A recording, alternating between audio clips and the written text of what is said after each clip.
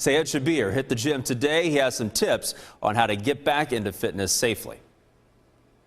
Well, Justin, you know, a lot of people are going to be heading to their nearest gym to try and get a good start to the new year with some new health resolutions, but it's important to remember some of those safety tips as well.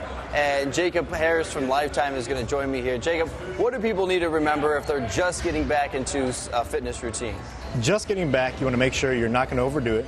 Take your time and maybe get some advice from a fitness professional. Absolutely. And so what would be a good workout you would suggest for someone who's just getting back into it? So getting right back into it, something I really like and enjoy is an exercise that's going to be similar to something that you're going to do in your regular life. It's picking something up off the ground. So what we're going to do is push our hips back, engaging your core, bend your knees slightly, but trying to keep those shins straight up and down. We're going to grab hold of the kettlebell.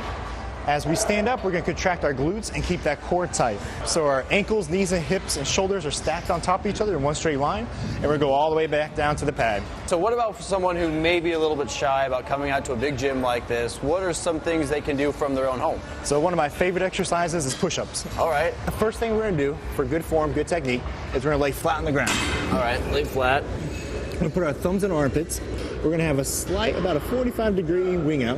We're going to put our feet together. Okay. And when we're down here, we're going to have our back contracted, our glutes contracted, and your abs contracted. So squeeze all those things, and hamstrings too.